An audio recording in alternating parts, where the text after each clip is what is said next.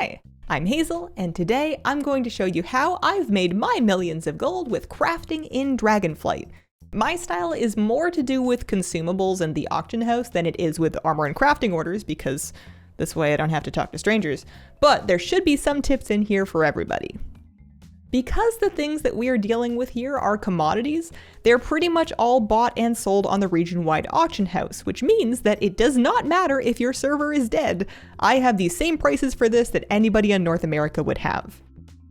I have, for my own gold, largely used Alchemy. You can also apply these principles to other professions. I do have herbalism, but I get the vast majority of my materials from the auction house, so you definitely don't need gathering for this.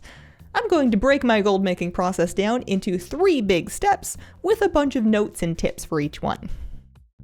Step number 1, find out if it's profitable. You could tot up the costs of the materials and what you'll get for any given craft, but the trouble with that is that it does not account for your multi-craft and inspiration and resourcefulness. Those are the heart and soul of our gold making, and the math gets a little mathy here, so instead of trying to squeeze my brain, I use 2 add-ons to do it for me. CraftSim is going to do all of that crafting stat math for me. It does need a second add-on to provide prices to it. You have options. You could use Trade Skill Master if you have that, and I did that for a long time.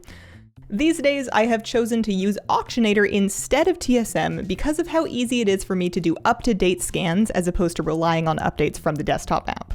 Both CraftSim and Auctionator I use plug-and-play style, so no fiddling needed. I don't think I've changed any settings within these add-ons.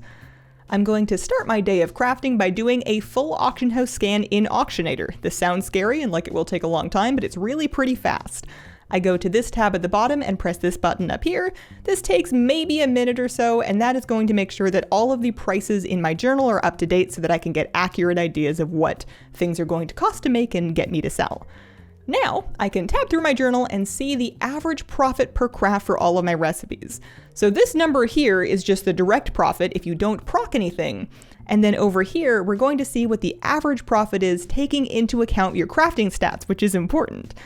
There is a quirk that I find with CraftSim sometimes where I have to click off of a recipe and then back to it to get the correct numbers. That's just a small workaround and I do it pretty often. The profit number here is RNG based a little bit. It's not a guarantee, but if you are crafting a large amount of things, that's what it's going to average out to, and it hasn't let me down yet. We can even look at the statistics tab and see this whole probability table that shows you how often you are likely to get various combinations of procs and what those would get you.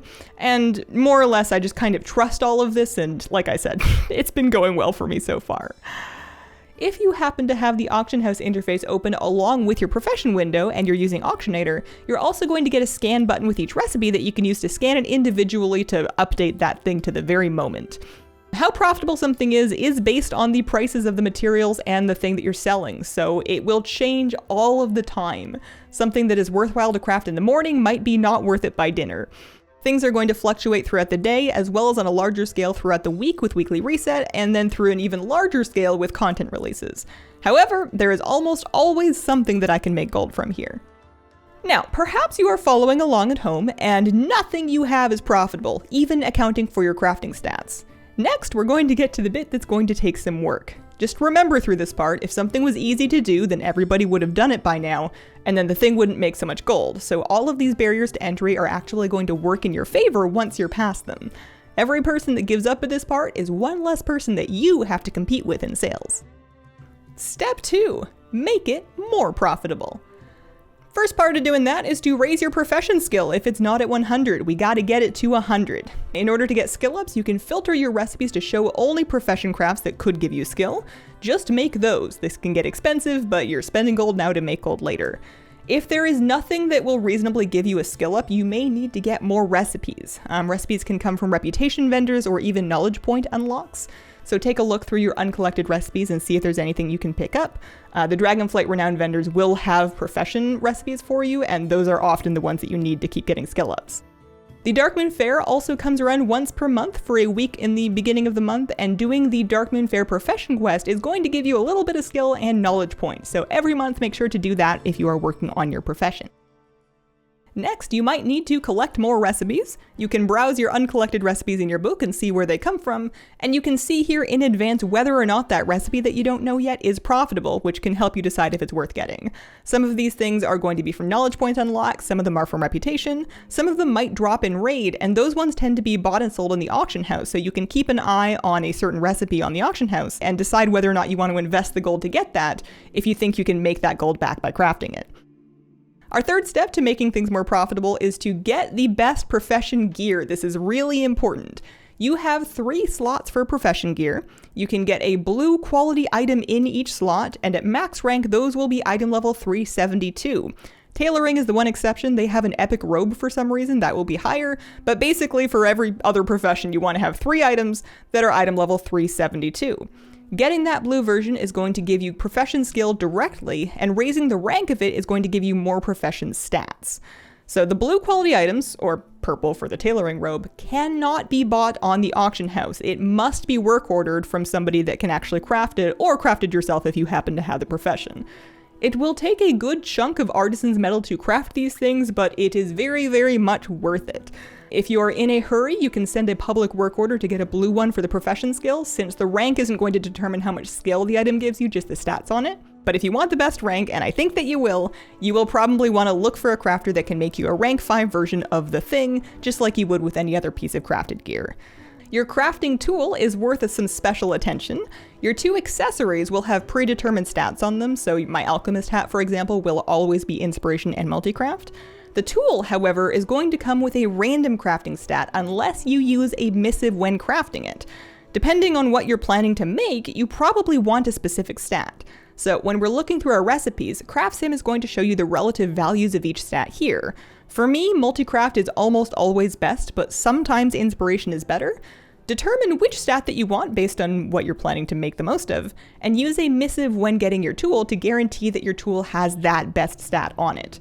Now, if you want to be really optimal, you can get yourself multiple tools made so you have one for each stat, and then swap out which tool you're using based on what you're crafting. At that point, you are officially trying harder than me, but it is a good idea. Do not forget to enchant your profession tool. For crafting tools, you are choosing between an inspiration or a resourcefulness enchant. There are also enchants available for gathering tools like deftness, finesse, and perception. If you made yourself multiple crafting tools, make sure to enchant all of them. Moving along, the big grind that's going to help you become more profitable is knowledge points. This is where some time gating is going to come in. You are going to get massive amounts of skills and stats from your knowledge points, and ultimately you want to get all of them, so don't worry too much if you got the wrong ones at the beginning of the expansion. Eventually you want to have every last one filled out. Where you put your points first will depend on what you want to make, but in the long run you should get everything, so order is less important than you think it is. Pick one thing that you want to focus on at first, take points to improve that specific thing, or it's always safe to improve your general inspiration and resourcefulness. In Alchemy, for example, I started by getting these nodes filled out here in the theory tree first to get the bulk of my general stats done before going into files or potions. Let's talk about how to get profession knowledge points. You will get some from first-time crafts, so the first time you make each thing, that's going to give you a knowledge point. You have a filter here in your profession journal that will show you only things that you've never made before, so use that and make each thing at least once. Getting more patterns and recipes will help here because each one of those will also give you a knowledge point. At this point, I'm going to recommend an add-on for you to help you keep track of potential knowledge points. It's a weak auras, and then this specific weak aura, Tama's Dragonflight Helper. It's an excellent weak aura that puts all of the things that you want to do for your profession knowledge points on your screen, and then it's going to remove them as you get them done for the week. I will link this weak aura down below, and this has absolutely saved my butt when it comes to getting my weekly knowledge points. It will show you the one-time treasures that will give you knowledge points for your profession. The weak aura will list them all out for you.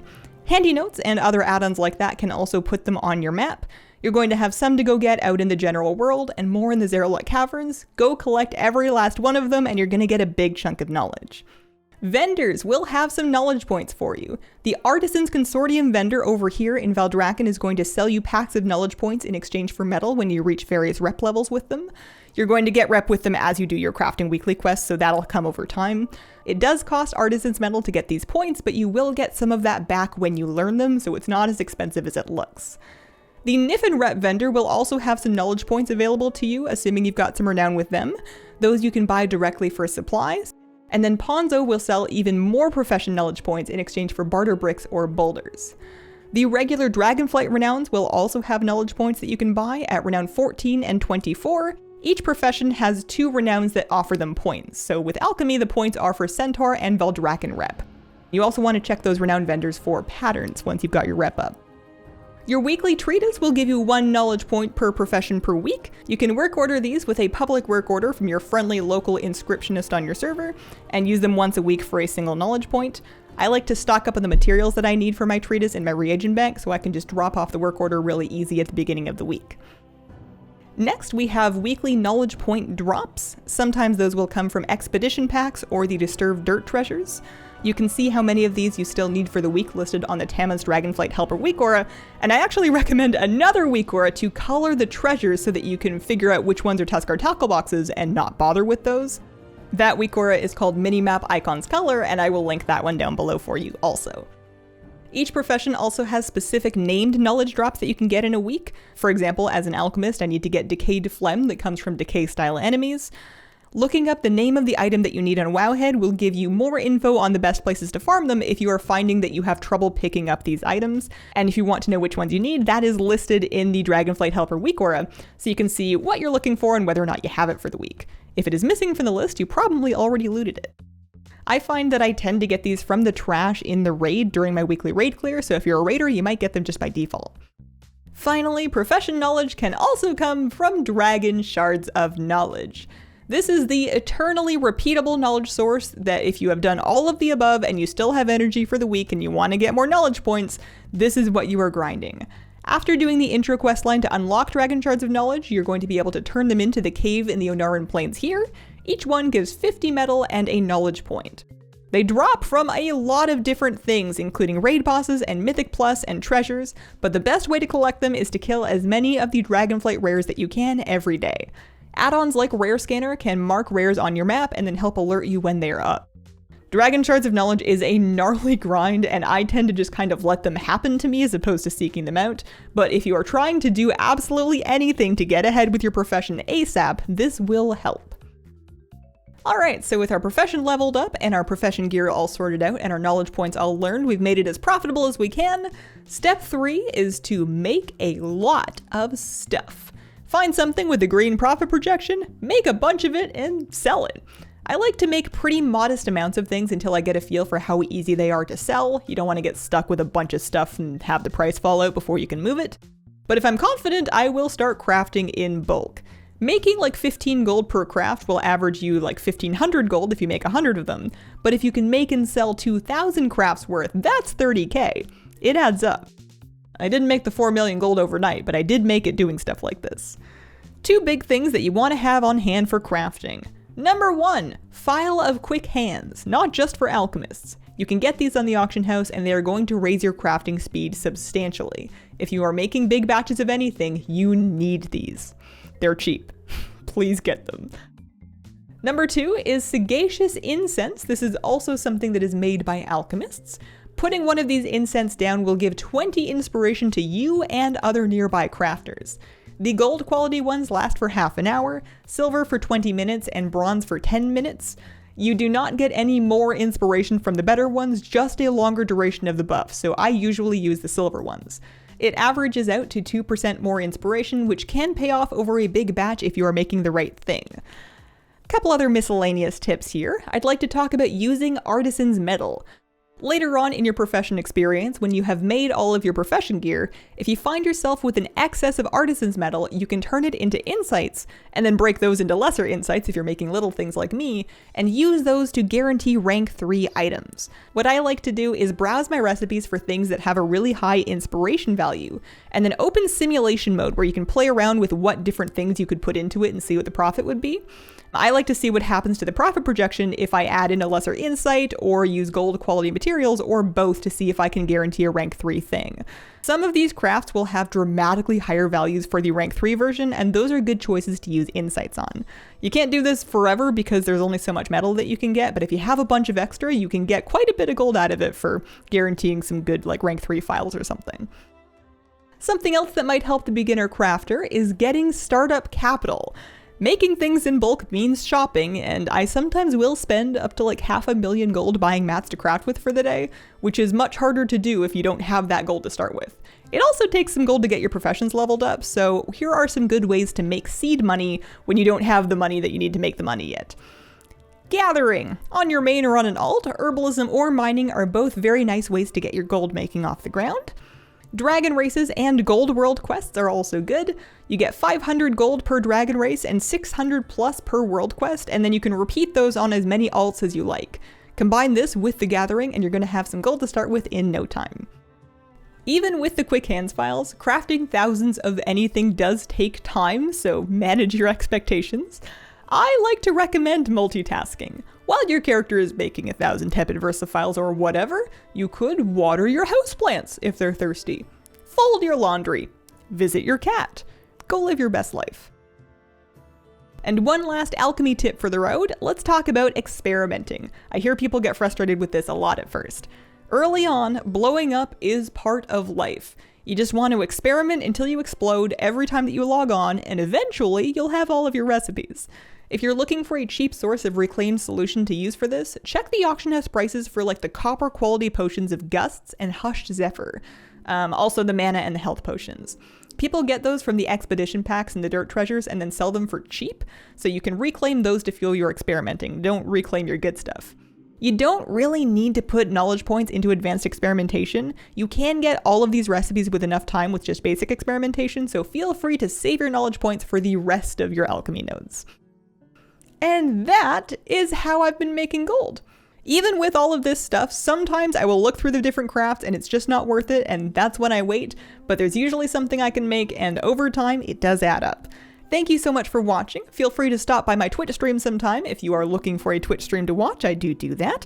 I appreciate you guys. Good luck gold making, and I hope you have a wonderful, wonderful day. Bye.